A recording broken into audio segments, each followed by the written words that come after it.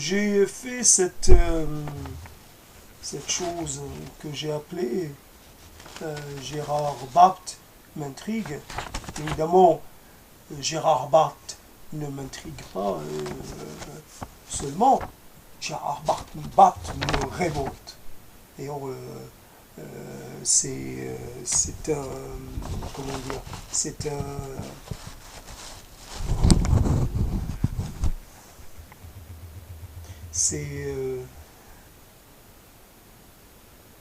c'est à se poser la question.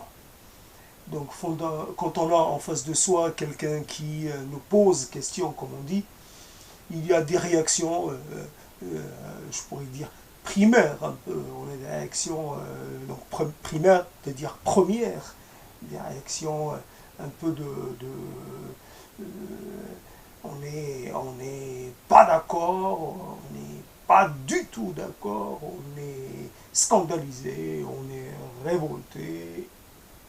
Et on peut monter euh, comme ça dans la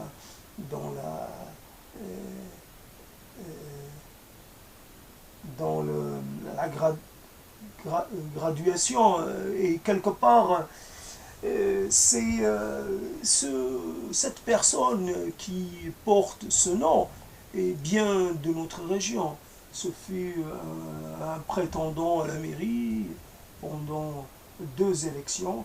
Il n'a pas gagné. C'est quelqu'un qui est dans le domaine médical et qui est député depuis je ne sais pas combien, une éternité.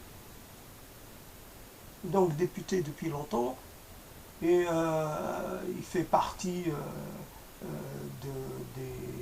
des soignants. Et c'est quelqu'un voilà, qui s'est illustré sur le plan national par la défense de ceux qui ont été touchés par le Mediator. Voilà, donc, quelque part, du côté des faibles contre le géant pharmaceutique, et quelque part, c'est un combat qui ne peut être qu'apprécié, qui ne peut être que soutenu, et évidemment, des victimes innocentes, même si c'est le détournement du produit, c'est le détournement qui a créé le problème, et non pas donc le laboratoire. Je ne pense pas que le laboratoire ait été ait poussé les, comment dire, les gens à le prendre. C'était pour un usage. Malheureusement, d'autres médicaments sont détournés de leur usage premier et se révèlent quand même d'une certaine efficacité. Il ne pose pas de problème majeur, mais ce médicament-là, il a posé ce problème. Donc les gens en question qu'il a défendus, c'est des gens qui l'ont utilisé dans un autre but qui n'était pas son but premier, pour lequel il n'a pas été fait.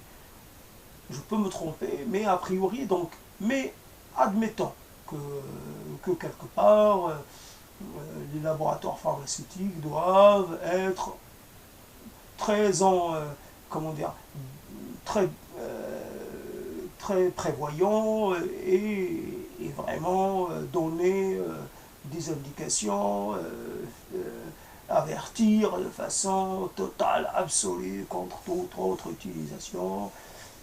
Quelque part, peut-être qu'il y a une défaillance dans ce qui est, des possibilités, comment dire, ce qui est consigne de sécurité, consigne de prudence. En tout cas, donc c'est voilà. Et Bapt, donc c'est ce personnage très qui a une langue assez chantante, qui n'est pas spécialement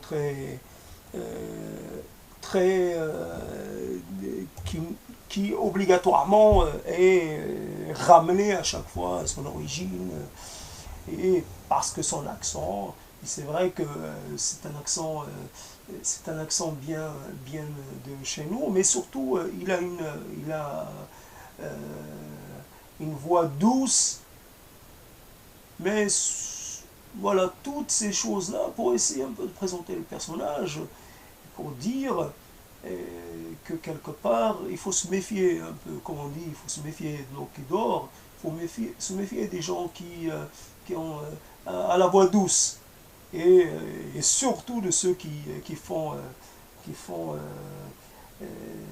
font métier de soignant. Le, celui qui tue, qui est à la tête de l'État syrien et qui quelque part est là pour superviser le massacre et les massacres, est un pédiatre. Ce qui s'est passé en Bosnie-Herzégovine, c'est aussi c'est un psychiatre et peut-être un autre. Donc si Bart, qui est peut-être, je ne sais pas, cardiologue, quelque chose dans ce genre, en tout cas, euh, je m'en fiche un peu de savoir dans quelle spécialité il exerce. Ce qui, quelque part, m'interpelle et ce qui me pose un grave problème de conscience, c'est de le voir dans, dans ces groupes d'amitié. Il faut toujours se méfier de ces groupes d'amitié entre deux pays, surtout d'amitié, groupe parlementaire d'amitié, donc il doit être membre du groupe parlementaire d'amitié franco-syrien. Et donc, un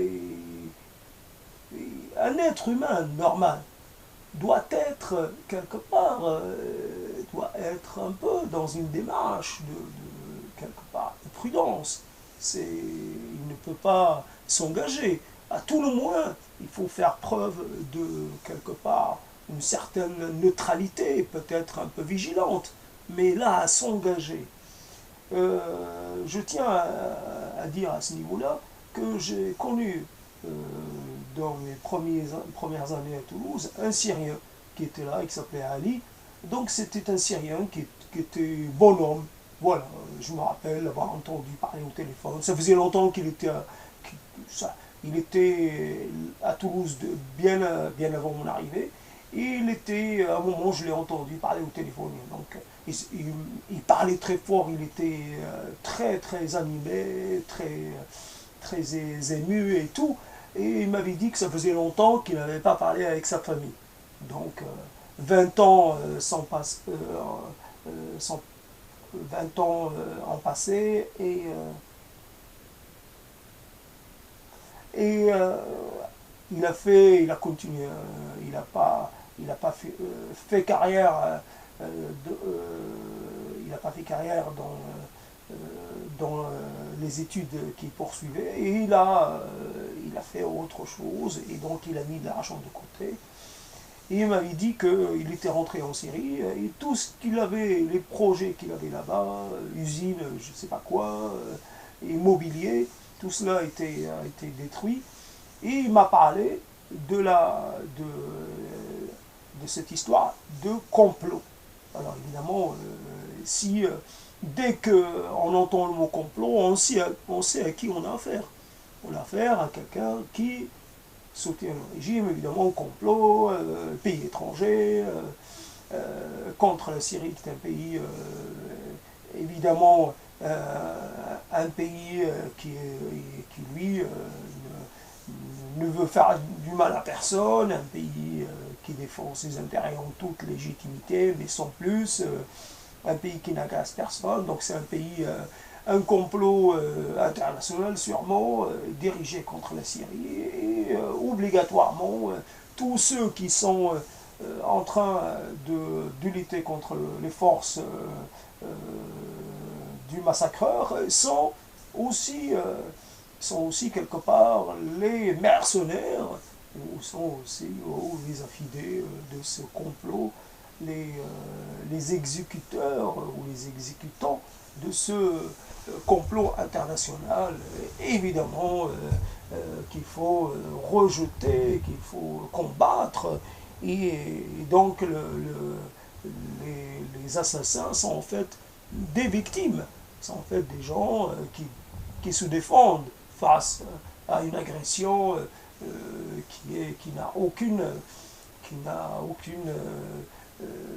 légitimité, qui n'a aucun fondement. Et alors, tous les morts sont des terroristes, tous ceux qui combattent sont des sous-hommes, des gens qui n'ont aucun droit, droit à aucun égard, puisqu'ils sont traités comme réduire quelqu'un au statut de terroriste, c'est le sous-humaniser quelque part. Il n'a pas droit au traitement qu'on accorderait à un combattant, à un soldat d'une cause adverse, d'une cause ennemie. Normalement, un soldat, ça doit respecter, il y a le droit de la guerre, il y a des choses comme ça, il faut quand même accorder le respect à un combattant adverse. Et donc ces combattants, ces gens dits terroristes n'ont droit à aucun égard, et ils sont tués comme si c'était de la vermine. Ils sont massacrés là où ils sont, il faut les massacrer, je veux dire, comment dire, sans aucun, sans, sans se poser de questions, sans retenue. Il n'y a pas de retenue, c'est des gens à éliminer et non des adversaires qu'il faut battre. Il s'agit là d'éliminer des gens, et non pas de seulement de les rendre, comment dire, de les vaincre. Là, il s'agit d'une élimination, il faut les éliminer, parce qu'ils constituent, parce qu'ils ils ne sont pas honorables, ils ne sont pas estimables. Donc, quelqu'un qui participe de cette vision, parce que de toute façon, cette vision n'est pas... est la vision des assassins, mais le problème, c'est qu'elle est partagée par beaucoup de gens, c'est clair. Mais nous, en France, nous, on n'est pas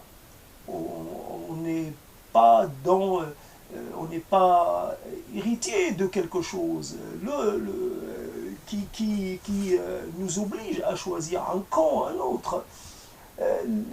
Et c'est vrai que tout de suite, j'ai en tête une certaine, comment dire, opposition à cette affirmation. La France a un problème avec le vent. Et donc la France continue d'avoir une politique un peu comme si elle avait encore avec les liens historiques, la France, qui n'est pas la France colonialiste, ni la France de maintenant, n'a aucune, elle ne doit pas, c'est ce qui s'est passé, elle doit le rejeter, elle ne doit pas en être l'héritière. C'est une politique à rejeter. Être présent par les armes dans un pays, c'est quelque chose dont on ne doit pas se revendiquer. Et donc la France protéger les minorités, notamment les minorités chrétiennes. Donc, je suppose que Barthes est quelque part, et il est socialiste, mais peut-être qu'il est d'abord chrétien, et quelque part, c'est une identité de chrétien. Donc, c'est parce que le régime défend les chrétiens. Rappelons quand même que l'Irak, le régime aussi défendait les chrétiens. Et donc, ça n'a pas empêché, là dans ce contexte-là, on a abattu le régime. On a fait ce qu'il faut à plusieurs reprises pour abattre le régime, malgré qu'il défendait les chrétiens. Malgré que les chrétiens, il y avait une situation, malgré que les chrétiens, ils vivaient, je veux dire, en paix.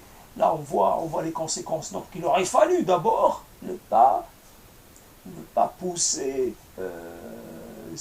régime irakien vers ne pas le détruire pour quelque part. Là, on essaie peut-être de ne pas en faire la même erreur, on va se dire soutenons le régime que coûte, puisqu'il protège les chrétiens. Et donc, ce serait cela. Et après, il y a donc, qu'est-ce qu'a fait donc Bapt, pour moi très peu estimable Bapt, il a fait, donc, il a fait des voyages, j'ai oublié un peu ce qu'il a fait, ce qu'il a dit par rapport à... Donc il a fait les visites. Qu'est-ce qu'il fait dans les coulisses? Peut-être qu'il a, il a peut-être du poids dans, je ne sais pas, dans les coulisses de la diplomatie française, je ne sais pas, parce qu'il doit y avoir, il n'est pas seul de toute façon dans cette histoire-là. Donc il est, peut-être on peut dire, c'est la France qui essaie quand même de jouer cette carte-là. Lui, il est la personne qui permet de garder contact avec le régime, au cas où le régime, quand même, finirait par sortir vainqueur. Et que la France, qui était a priori opposée à ce régime, doit garder une carte en main. Et cette carte, c'est Bapt. Et voilà. Donc, j'ai oublié ce que je voulais dire sur Bapt de plus. Donc, il y a la visite. Donc, nous sommes, voilà, donc l'histoire, qu'est-ce qu'il a dit? Oui, par rapport aux chrétiens, il a dû dire quelque chose par rapport aux chrétiens. Il a dû faire une déclaration dont j'ai oublié j'ai oublié le contenu. Mais en tout cas, il y a quelque chose. Là, je me souviens d'une autre chose. Là, j'ai l'article devant les yeux, enfin, l'article, le titre un peu devant les yeux. Il est parti dans la campagne anti-Erdogan, anti-Turquie, etc., etc. Là, il a changé un peu, il a glissé un peu par rapport aux réfugiés, et c'est comment dire, en France, on a cette histoire par rapport à la Turquie, je ne comprends pas trop pourquoi il y a cette animosité envers la Turquie. Si poussé, c'est la Turquie, s'il y a quelqu'un avec lequel, je veux dire, la Turquie a des choses à faire ou à ne pas faire, c'est l'Allemagne. La France n'a pas de problème avec la Turquie, la France reçoit, comment dire, elle n'a pas une si grande minorité turque sur sa terre, et la France a reçu, n'est pas, comment dire, assaillie par les réfugiés qui auraient transité par la Turquie, c'est l'Allemagne. La minorité turque en Allemagne, les réfugiés qui sont passés par la Turquie et qui sont arrivés en Allemagne, là c'est l'Allemagne. On peut très bien avoir un avis sur la Turquie et sur ce qui s'y passe, ce n'est pas un problème. Mais de là à dire des choses sur Erdogan, etc., et de peut-être de pousser un peu, de participer à cette campagne qui veut que, malgré que la Turquie a un jeu suspect, a une politique,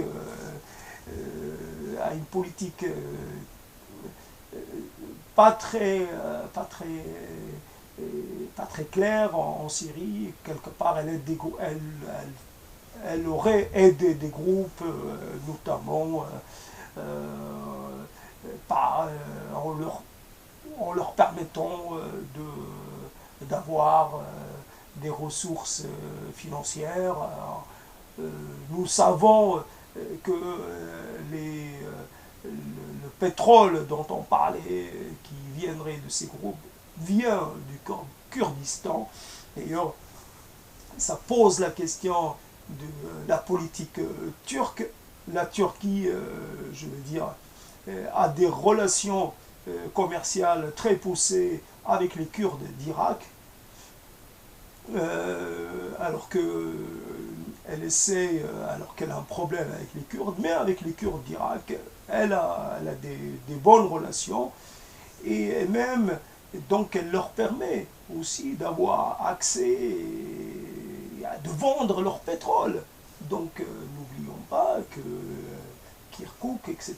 Mais, donc c'était bien les camions venant du Kurdistan irakien. Et donc malgré les preuves, et comment dire, l'utilisation de cette intox continue. Et donc on pourrait imaginer que j'avais pas envie de lire l'article, les déclarations de Bapt, cela m'apportera rien, c'est prévisible. Ce qu'il va dire, je peux comment dire, je peux l'imaginer sans problème, c'est toujours les mêmes choses. C'est vrai qu'avec avec cette histoire de l'adhésion de la Turquie à l'Europe, et quelque part, si les visas sont accordés, ce serait de toute façon, normalement, d'après l'adhésion est repoussée, mais elle n'est pas comment dire, elle est envisagée, peut-être dans le moyen, pas à moyen terme, peut-être à plus long terme, mais elle est envisagée. Si par exemple aujourd'hui on accorde des visas à des citoyens turcs pour venir, des visas de courte durée, si on accorde court séjour, donc si on accorde des visas, c'est quelque part juste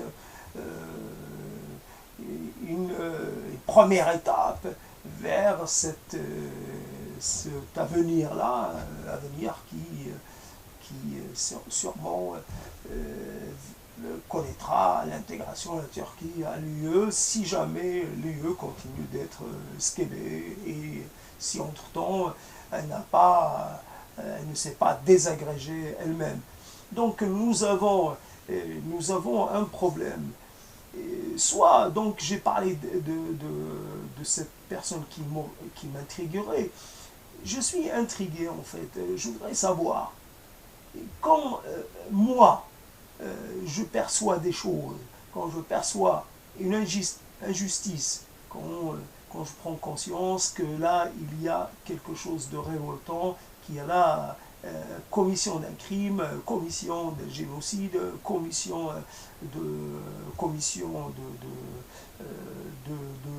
choses effroyables. Est-ce que ma perception à moi, est-ce que je suis dans le vrai ou est-ce que je suis dans le faux? Est-ce que je suis capable de percevoir les choses telles qu'elles se passent? Est-ce que je suis marqué par, je ne sais pas, par un conditionnement, sans parler de la possibilité d'une manipulation? Est-ce que Bapt ne serait-il pas dans le vrai et moi qui suis dans le faux? Est-ce que les gens que je vois, comment dire, mourir sous les bombes, est-ce que les destructions que je vois, elles ne seraient pas de l'œuvre de l'opposition? Est-ce que les gens que je vois, c'est peut-être des choses qui ne sont même pas syriennes, qui ne se passeraient même pas en Syrie? Est-ce que moi, je suis atteint d'une myopie particulière, ou je suis même au-delà de la myopie, c'est-à-dire je suis devenu un non-voyant? Et donc, ça pose la question. Si on considère que les choses les plus importantes dans la vie, bien entendu, il y a des choses qu'il faut comment dire, caractériser comme primordiales. C'est la vie. Bien sûr, nous parlons de la vie d'abord. Après, nous parlons des ce qu'on appelle communément infrastructure. Parlons des conditions de vie. Quand nous, quand nous pensons à des bombardements, d'abord, nous essayons de voir si il n'y a pas eu trop de morts, etc., etc. Après, nous voyons les dégâts matériels. Ce que nous voyons, c'est aussi un avenir compromis. Si les gens échappent à la mort, leur avenir est compromis. Alors, n'oublions pas qu'il y a 7 millions de déplacés intérieurs. Et quelque part, avec toutes ces villes détruites, ces infrastructures, ces choses-là, c'est un avenir compromis sur 10, 20, 15, 30, 40 ans. Je ne pense pas qu'il y aura un plan, comme on a appelé le plan qu'il y a eu, après la Seconde Guerre mondiale. J'ai oublié, un plan Marshall. Est-ce qu'il y aurait un plan Marshall pour la Turquie, pour la Syrie? Est-ce qu'il y aurait besoin aussi pour l'Irak? Mais est-ce qu'il y aurait un plan Marshall? Est-ce qu'il y aurait un effort conséquent, un effort à la hauteur de la demande, à la hauteur des besoins pour reconstruire? Ce n'est pas possible d'imaginer que ça se fera, vu l'ampleur des dégâts. Donc on détruit, il ne faut pas oublier que, évidemment, il y a les traumatismes, toutes sortes de traumatismes. Ces gens qui échappent à la mort seront atteints toute leur vie par les traumatismes de toutes sortes, et où certains seront blessés, certains auront un avenir professionnel compromis parce qu'ils n'auront pas suivi, ils auront connu une interruption dans leur scolarité. Et puis, on peut très bien imaginer que quand on voit, par exemple, quand on sait que même en France, il faut s'endetter pendant 20-30 ans pour se payer un appartement ou un pavillon. Et un appartement ou une maison en Syrie, ça représente le travail d'une vie. Une usine, un atelier, un commerce, c'est aussi le travail d'une vie. Qu'est-ce qui va permettre, qu'est-ce qui va donner aux gens? On donne aux gens, d'abord, on peut très bien imaginer un plan Marshall. Voilà, peut-être un plan Marshall, je vais dire, un peu modeste, hein, mais d'accord, on reconstruit les villes. Mais après, qui va donner du travail? Qui va financer les gens qui ont tout perdu leur outil de travail? Qui va leur remplacer? Ce n'est pas possible. Donc, ce qui me sépare radicalement de Gérard Bapt, c'est une certaine différence de perception. Je suis comment dire, je reste sans voix. Je suis atteint d'une incompréhension indépassable. Je ne comprends pas pourquoi cette personne que j'estimais sans la connaître, cette personne qui ne, comment dire, que je voyais presque de loin, c'était une personne publique de second rang ou de tierce rang. Ce n'est pas quelqu'un très présent sur la scène médiatique, ce n'est pas quelqu'un on ne le voit pas, il ne fait pas partie d'une commission parlementaire bien spéciale, il n'est pas président de la commission des affaires sociales ou des choses comme ça. Il est un député parmi tant d'autres, c'est un notable aussi parmi tant d'autres, et il n'a pas l'art oratoire, il n'a pas quelque chose qui le distingue de ces députés, je vais dire presque ordinaires.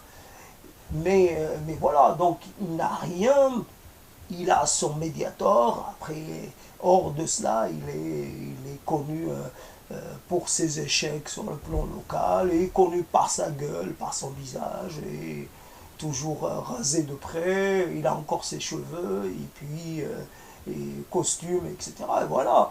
Et puis, qu'est-ce qui fait que cette personne,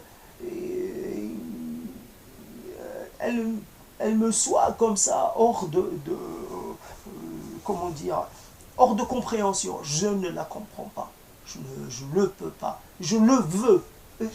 Je suis dans une, comment dire, je suis radicalement opposé à cette personne. Pour moi, il ne fait pas partie de la galaxie socialiste, progressiste. Ça n'a strictement rien à voir. Il n'a rien à faire dans ce qui est le camp de ceux, quelque part. C'est quoi un homme de progrès? C'est quelqu'un qui se pose des questions. C'est quelqu'un qui n'accepte pas les choses, comment dire, les déterminismes. C'est quelqu'un qui d'abord essaie d'utiliser sa raison avant peut-être ses réflexes hérités de sa condition ou de son éducation. Il utilise sa raison, il réfléchit, il regarde, il observe, il s'informe, et après il juge. Mais il ne se compromet pas de cette façon-là. Comment dire, il y a eu comme ça des choses qui sont incompréhensibles. Je me rappelle, et tout le monde se rappelle, de ces réceptions données par l'ancien assassin d'Irak au chef du Front National de France. Il recevait. C'est quelque part une incompréhension. Une incompréhension. Comment peut-on? On n'est pas renseigné. Il y a une ambassade en France. On peut essayer. Mais tous les soutiens que le régime peut trouver, eh ben, il les prenait. Même dans quelque chose qui opposait. Bien sûr, l'idéologie de la nationalité arabe, socialiste arabe, ça peut être aussi une idéologie qui a certainement un caractère un peu fascisant. C'est possible que quelque part derrière les oppositions, peut-être comme ça apparente, il y a peut-être une communauté de vues, une communauté et qu'il y a donc quelque chose qui faisait que ces gens-là se retrouvaient. Donc ce n'est pas contradictoire. Quelqu'un qui dit en France l'arabe ça ne vaut rien, et quelqu'un qui dit l'arabe et qui professe son idéologie, l'idéologie de la Renaissance arabe, c'est l'arabe est un être qui a droit aux honneurs, qui a droit à l'estime. Donc d'un côté arabe pas estimable, d'un côté arabe très estimable, et pourtant ils se rencontrent. Donc, donc il y a une ambassade, ils pouvaient se renseigner, savoir, etc. Et donc le régime syrien est tout à fait content de recevoir des gens de France, il n'y a aucun problème. C'est pas au régime de s'expliquer, c'est aux Français, aux responsables, aux élus français de s'expliquer. Normalement, quelque part, peut-être que Barth aurait dû être mis un peu suspendu du parti, peut-être. Il aurait dû être sanctionné. Ce n'est pas possible. Et pourtant, on peut être socialiste et être ami, être un allié, j'allais dire objectif, non, un allié tout court d'un assassin. Il n'y a aucun problème, on peut très bien, évidemment, et puis on peut aller loin.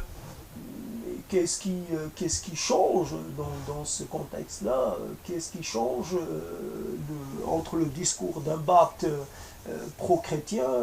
Il y a pro-chrétien dans le sens où il faut sauver les chrétiens. Mais tout le monde souffre, pas que les chrétiens. En Syrie, tout le monde souffre. C'est ça le problème. Peut-être que les régions chrétiennes sont moins détruites que les autres régions. Mais en tout cas, c'est un pays qui est ruiné pour un temps énorme. Et quelque part, on doit s'occuper. Au-delà de la religion d'une personne, il s'agit d'abord de la personne humaine. Quelle que soit sa religion, quelle que soit sa culture, quelle que soit sa langue, c'est l'être humain euh, qui doit d'abord précéder, qui doit être l'objet de notre attention et de notre soutien pour soutenir ceux qui souffrent, ceux qui sont victimes. Après, on peut très bien soutenir les gens, d'abord soutenir les victimes, après on peut aider des gens à se protéger si jamais ils sont en danger. Les gens exposés en premier, et les gens qui meurent, qui sont d'abord en premier, après on peut aussi aider les autres à se protéger. La France laïque ne doit pas être la défenseur des causes religieuses au Proche-Orient. Non, la France doit défendre tous ceux qui ont des causes justes, tous ceux qui sont dans la difficulté, peu importe, etc. La France est une puissance qui n'a pas de mission religieuse, ni défense, ni agression contre les religions. Et d'abord, France neutre, notre laïcité neutre, c'est-à-dire, tant que le problème est religieux, je n'interviens pas. Quand des gens sont attaqués et je n'interviens pas parce qu'ils sont religieux, parce que c'est des gens d'une religion. Les choses changent. C'est vrai que, de toutes les façons, Barthes, c'était une manière de parler de Barthes parce que cette histoire-là m'interpelle, mais évidemment, ils ne changeront rien, il ne changera rien, son soutien n'a pas, il ne faut pas se tromper, il ne compte pas, il ne pèse pas lourd. Ce qui est paradoxal dans l'affaire, c'est de parler de ce qui s'est passé en très peu de temps.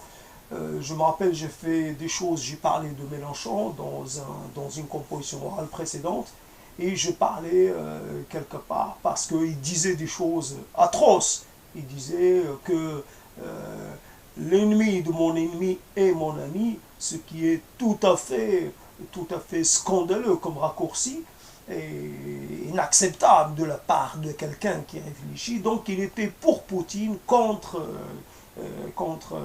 ceux qu'on appelle les terroristes, et quelque part, donc, nous sommes passés comment dire, d'un risque de guerre, c'est-à-dire il y avait des choses qui me pouvaient faire penser que, avec l'Ukraine et avec la Crimée, nous sommes passés d'une Russie mise en accusation, boycottée, etc., sanctionnée, et d'une Russie qui s'oppose aux revendications du peuple ukrainien, qui morcelle le pays, qui se saisit de façon unilatérale, etc., d'une partie du pays. Donc une Russie qui normalement aurait dû continuer à être mise au banc des nations, et tout de suite une Russie qu'on retrouve et avec laquelle on fraternise sans problème, parce que le combat, parce qu'elle est devenue alliée dans le combat qui est devenu le combat principal. Et voilà, donc c'est une inversion des choses qui est quand même assez assez étonnante, assez, qui me laisse perplexe. Et voilà, donc celui qui croit qu'on lui dit qu'il y a un risque de guerre, il y croit, c'est que quelque part c'est quelqu'un qui doit un peu se remettre en cause. Il y a là on croit qu'il y a réellement d'attention, ce n'est que ce ne sont que des manœuvres, ce ne sont que des manœuvres d'intimidation au grand maximum, et tout cela est un jeu, je ne sais pas, entre les puissances, et quelque part, et, un jeu qui quelque part nous échappe parce que il y a une partie des enjeux qui reste hors de notre maîtrise, euh, hors de notre connaissance, et finalement nous jugeons avec des éléments incomplets. Nous ne sommes pas en capacité de vraiment avoir un bon diagnostic. Là où on a cru qu'il allait y avoir quelque chose, il n'y a rien eu. Moi qui pensais que quelque part il y avait un effort, et quelque part la Russie était un peu, il y avait une tendance de l'OTAN, une tendance à vouloir venir titiller la Russie, à venir placer, l'assiéger quelque part. Mais finalement, c'est comme la guerre froide, ce fut une grosse mascarade, un mensonge, une fumisterie. Ceux qui ont cru à la guerre froide se sont fait avoir. Ceux qui ont payé le prix, ce sont les nations qui ont été les victimes de ce jeu. Mais finalement, ceux qui normalement se combattaient n'ont pas été touchés par les répercussions de cela. Ce fut une longue mascarade, une chose qui a fait des victimes, énormément de victimes, des gens qui se sont acharnés à défendre un camp ou un autre, et qui en fait doivent maintenant se rendre compte qu'ils ont été manipulés, ils ont été les pions d'une partie de, comment on appelle ça, en fait c'était celui qui montait le mieux, qui montait le plus. Toute cette histoire, c'est la guerre froide, avec son cinéma, avec ses agents, avec ses espions, avec ces choses-là, c'était une belle. D'ailleurs, ça passe très bien au cinéma. La preuve, c'est que ça marche bien au cinéma. C'était du cinéma et rien d'autre. Donc, évidemment, sorti de là, et nous voyons ce que font réellement, ce qu'a fait l'aviation russe, et nous voyons les choses, parce que ce n'est pas l'aviation seulement, ce sont les livraisons d'armes, munitions, etc. Ce sont la formation peut-être des soldats, c'est le soutien sûrement économique aussi. Donc c'est cela, et personne ne dit rien. Du jour au lendemain, la Russie est devenue fréquentable, est devenue et voilà. Donc mon adversaire Bapt et devient un petit, vraiment très petit, et ce n'est qu'un petit personnage. Il ne sortira pas grandi de cette affaire. T'en fais pas, mon vieux, l'histoire ne gardera pas ton nom. L'histoire tu seras jugé par l'histoire comme tant d'autres. Mais ce sera un tout petit procès. T'en fais pas, un procès comment dire, parce que on ne te passera pas dans un Nuremberg. Tu ne vaux pas le coup, tu n'es pas assez important. Tu n'es qu'un petit, vraiment très petit. Mais dommage, dommage que tu sois notre représentant, dommage que tu sois socialiste, que tu affirmes une telle chose. Tu n'es pas socialiste, tu n'es pas un homme euh, de progrès, tu n'es pas un homme des Lumières, tu n'es pas un homme fréquentable, tu es un criminel, un complice. Le complice d'un criminel est aussi un criminel. Et quelque part, euh, c'est comme ça. Quand on est... il y a... c'est cela. Malheureusement, l'histoire est remplie de gens comme toi et sûrement il y en aura d'autres, t'en fais pas. Vous êtes sûrement bien, vous serez toujours bien assez nombreux pour faire du mal. Et quelque part, j'espère que avant que tu pourras que tu pourras servir, que quelque part ton exemple, je ne sais pas comment dire, c'est vraiment consternant toute cette histoire, consternant.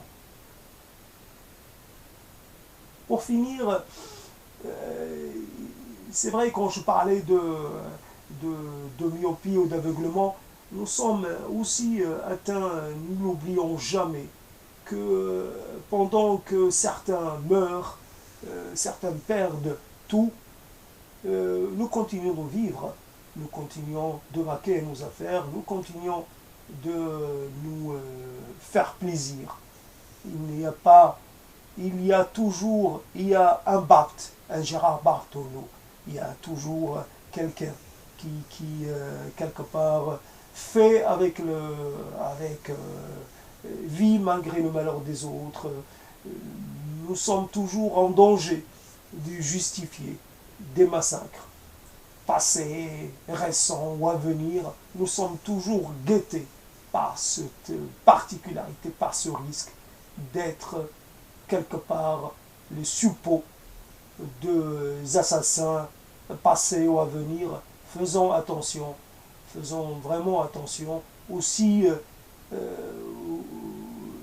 autant qu'il nous est possible de le faire, plutôt d'être plutôt du côté de ceux qui sont vraiment des victimes. Et quelque part, faisons attention, il y a des victimes qui sont souvent des bourreaux déguisés. Il y a aussi des victimes qui rapidement se transforment en bourreaux. Dans cette humanité est une humanité qui nous laisse, qui ne nous donne pas beaucoup d'espoir. L'humanité est peut-être digne dans la souffrance, mais elle lui arrive aussi de commettre le pire.